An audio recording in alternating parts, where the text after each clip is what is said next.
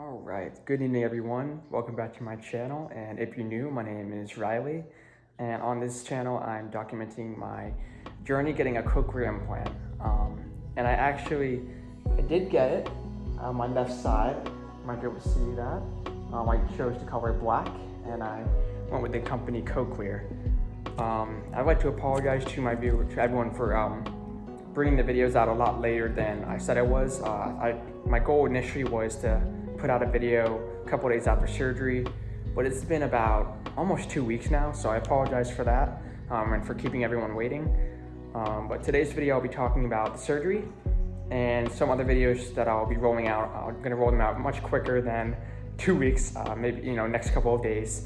It will be videos about symptoms after surgery, my activation. I did get it activated and it is on right now, so I'll talk about that. It's definitely something that's very new to me. It's gonna take a long time to get used to, but I'm looking forward to the journey and eventually being able to improve my hearing. And it already is. I'm not missing anything with it. It's just beeps right now. But getting into the video today, I'm going to be talking about my surgery. I had my surgery at Georgetown Hospital, and I'd like to give a huge shout out to Dr. Ho and Dr. Levin from Georgetown. They've been supporting me up to surgery a ton, giving me a ton of information and making sure I'm comfortable with it. The surgery went very well, and I still have residual hearing, so I'm very grateful to both of them for everything with this journey so far. So getting into the surgery, some things I like to do is kind of like a disclaimer is any medical advice I give. This is just like my personal experience and things that I've gone through, but everyone is different. And I'm not a doctor. So I would, definitely take anything your doctor or adults say, professionals, before what I say. I definitely try to give, true advice and my honest opinion on everything. But I'm not a doctor, so my tips might not be the best things to do as compared to a doctor's advice. So going right into it, it was a long intro, but for the surgery, I woke up on 7 on Monday morning 2 weeks ago, so I believe it was the 8th, and all I had to do that morning was take a shower using antibacterial soap, and I wasn't allowed to take any shampoo, and I also was not allowed to put on any deodorant. So hygiene-wise, still was clean, but you're not allowed to put on deodorant, so that's kind of unfortunate. I wasn't sure why we're not allowed to put on deodorant. I wasn't told why, but something I was allowed to do hygiene-wise is you're allowed to brush your teeth. That was in my case, but I was not allowed to eat any breakfast and no food at midnight the night before, after midnight the night before. So basically with all that, it took me about 30 minutes to get ready, and I headed to the hospital. It was in DC at Georgetown Hospital, and I went to the surgery center. We got there pretty early. I think we didn't really have to wait much. We got into the lobby, checked in, and then they almost immediately brought us to a kind of I think it's called a pre-operation area. I don't know the technical terms for it, but I got switched into a gown. And in my case, we were allowed to keep boxers and all that. I don't know if anyone cares about that, but we were allowed to keep boxers, but I also got an IV. So one of the things they did was they told me I'd never had anesthesia before. So they were telling me how anesthesia would work. And one of the big things was they asked me if I had any sicknesses recently, which I did. I had a cold about a week before. So that was a little bit of a concern for them. They had to go in and check my breathing and make sure that was clear, and it was, which is good. But if it wasn't, and something happened during surgery, you might have to put tubes in down my throat just to make sure that my breathing canal or whatever, it was clear. My throat was clear. That was kind of the only concern. Everything else looks really good. And basically from there, I had an IV in my arm, my left arm, and they told me like I said, they told me what I would expect. They marked my ear, and it's actually not there anymore. There was purple marker on my ear, and that lasted for a long time. It was there for about 10 days. And that was just to make sure, they do the surgery on the right side. I did it on my left side, but, there's sometimes that happens where if you don't mark a spot, they might do the wrong thing. But they marked my left side. That's where I got it done. No issues there. Basically from there, it was just a lot of doctors coming in and talking to me saying, hey, my name is this, this, or this. I'll be in the operating room. I just wanted to let you know I'll be there, and introducing themselves, and an anesthesiologist, like I said. From there, my dad was kind of told to go back to the waiting room. There was someone that would give him updates, lots of updates along the way, so he knew what was going on at all times. And I was given a dose of a drug into my IV. There was a bottle, and they opened my IV, and it just went in, and then they put, I believe it was, I think, I'm gonna guess, saline fluid behind it. And that was straight into my arm. And what that drug did was, I don't know the name, it made me dizzy, and what I was supposed to do was calm my nerves and reduce stress. I was definitely nervous at this point. I didn't know I was gonna be dizzy, but I was not really scared of anything going wrong. I was okay going into this with the fact that, I might lose my residual hearing, 50-50, or I could keep it. So I think I was definitely trying to stay strong and be, not too anxious about anything. And, I think it's good to be very prepared for your surgery, going into it, what's going on, be educated about it, everything. I was then told to lie back, and I was rolled out of the preparation area, down a couple hallways and into a bright operating room. And I don't really remember recognizing everyone. Everyone's standing around a table in scrubs, and then instantly everyone got to work. It was people putting I think padding around me. It's what it felt like, and I don't remember exactly what it was, but it felt like people were putting padding around me. Then someone stuck a inflatable oxygen mask on me, or it felt inflatable, and I was told to take 5 deep breaths, and I guess that was the anesthesia right there, because I don't remember doing anything else. I took 5 breaths and then basically just woke up somewhere else, and that was it. The surgery lasted about 2 hours, and then I woke up in phase 1 of outpatient care. I believe that's what it was called, outpatient care or something like that, because the surgery for me, I was going in and getting out all on the same day. So I remember waking up and then asking what time it was, and I learned it was about 2:45, and my surgery was supposed to start at 10:50, so saying it ended around, I actually think it ended around 11:50, maybe.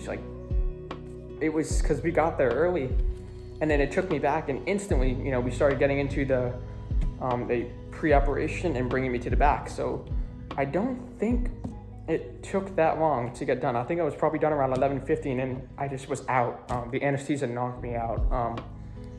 The nurse couldn't wake me up. I might have been because I took more than 5 deep breaths. I wasn't asleep after 5, but I'm not really sure. At that point, I was trying hard to stay awake because the anesthesia was definitely, it makes you feel like you have to fall asleep over and over and over. So I asked for water, and then they had something with sugar, which is like applesauce. That's what they had. But at this point, kind of funny, I was just so out of it. The first thing I did, not the smartest decision, was chug a bottle of water and then just everywhere with it. Not the smartest decision ever, to just chug something after being on anesthesia. The nurse told me you got to take everything a lot slower. But then there was not really any more issues, and I just kind of had applesauce and was trying to stay awake. Some things waking up where I had boots on, compression boots, and they would open and close, and that was just to make sure that you don't have any clotting, because I had been laying down for a long time and hadn't moved around at all. It's been the same position as I was when I'd been told to lie down in the pre-operation area. And it was definitely a weird feeling being on the anesthesia drug, because it stays in your system for, I learned, about a week. And, like I said, it felt like I would have to fall asleep many times, and it felt hard to stay awake. And I kept on dozing in and out of consciousness. But good thing was my pain levels were almost non-existent at this point. The doctor asked me to rate it on a scale of 1 to 10, and I could feel it. I could definitely feel pain, and I put it about a 3, uncomfortable a little bit, but really the drugs were doing a good job to keep me off the pain, and I ended up taking Tylenol when I woke up as well.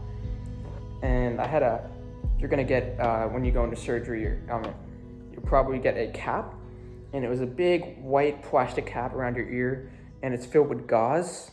It keeps you comfortable, but it can be tight. And then you'll have a strap all the way around your head. And that'll stay on for just a day, I think. In my case, it stayed on for a day, so I'm assuming most people it'll stay on for about a day. And that came off, and then you'll have, I'm trying to remember what it was called.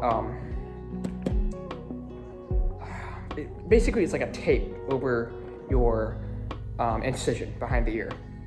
That stays on until you go back about a week later. And I think that's the only thing that stays on. Yeah, you'll have this tape. I can't, it's escaping my mind right now what that's called. And at this point, I still had when I woke up, I had my right hearing aid in when I was waking up, and this whole time, I guess the Dr. Ho put it back in for me. And I was able to talk to the nurses when I was waking up. Surprisingly, one thing that people told me, my dad told me actually might be weird, was, you might kind of panic a little bit waking up in a different area. I honestly wasn't really fazed by it. I woke up, going from operating room to this kind of dark area.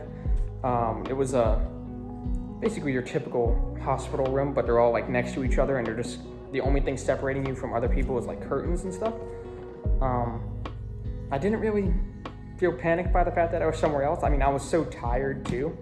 So I feel like just being on those drugs, I was just didn't really care at all. And I was basically in and out of consciousness until about 4 p.m. So I was rolled to what I believe is called phase 2 of outpatient care. And that's when I switched back into my clothes. I had to wear a Hawaiian shirt in because that was one of the only button-up shirts I had. And you have to wear a button-up shirt so you can easily get things on and off. You don't want to slip anything over your head because you'll have that huge cap on, and it would definitely hurt to be moving things around with your head right after surgery. I had cranberry juice to keep my sugar up, keep myself awake. And then I met back up with my dad, and that was basically it for surgery. From there, I kind of sat around more. I kept on trying to go back to sleep and then waking up. I was cleared to leave, and then I got rolled out with a wheelchair, and I went back, met my dad at the car. They wheeled me out to the car. Was very, very dizzy at this point. Moving around, everything was very dizzy, felt very tired. And then getting in the car, I started eating goldfish, and I had a water bottle. And this is where the kind of first set of symptoms, I'll call it symptoms for after surgery, started kicking in. So I said I had dizziness, and then I had goldfish. So I was eating the goldfish, and then I realized I was eating them and swallowing them, and then I had a mirror in the car, and I was looking at myself, and I realized the goldfish were still in my mouth on the left side. Half my tongue and the other half of my mouth was covered with goldfish pieces, but I couldn't feel anything or taste anything on the side of my mouth. And that's when I realized that in surgery, one of the symptoms for a couple days after surgery was losing your taste and your mouth will be numb. So that's something I personally had. That's something you might expect going into surgery is you might feel numb on the side of your head that gets surgery done on it. If you get both done, which I didn't, I'm only getting one at a time, something that could happen is feeling your whole mouth might be numb, and you might not taste anything for the next couple of days. So that's something to kind of think about. It didn't really affect me much, didn't really negatively affect me. It was kind of weird, kind of cool, but you definitely want to be careful not to bite your tongue or anything like that. When I got home, first thing I did was I ate some food. I had to take a drug called I think oxycontin, the oxy drug that everyone knows about. Tylenol and steroids. Steroids would help with recovery. Tylenols to keep pain down. Oxy, which also it's very strong painkiller. And I had the food with the steroids. And basically, first couple of days I slept on the downstairs floor at my house, on a couch, and I didn't really do much, honestly. Getting up, super dizzy. Pain wasn't really an issue at this point because I was on Oxy, and pain wasn't really an issue overall with my experience, but dizziness was something that was really, really prevalent. It was one of the biggest symptoms after surgery. I would get up, and instantly it's just like, whoa. So that was really, really annoying the first couple of days. Other than that, it was a good recovery. I wasn't allowed to do any sports or anything until after getting cleared, so that was about a week. So excuse me, if anyone is my age, I'm 17, going into senior year of high school, that's something you might want to think about is, talking with your coach and coordinating with your coach when your surgery is, because you will likely be out for a week or a week and a half, sometimes even 2 weeks in my case, after surgery, just to recover. So I think that's all I have for this video. Honestly, I'm very grateful that the surgery went well. So far, everything's going good with the Cochlear. I barely even feel it. It's only when I take it off, you notice that you had a magnet on, and it feels like there's a gap there, like something was supposed to be there. But that's all I have for today. If you have any questions, please leave them in the comments. I'll be sure to answer every question. If it's a question that requires its own video, I'll make it its own video. Feel free to contact me too if you have any questions. And other than that, in the next video, I'll be talking about activation. So until the next one, all of you have a good one. Thank you.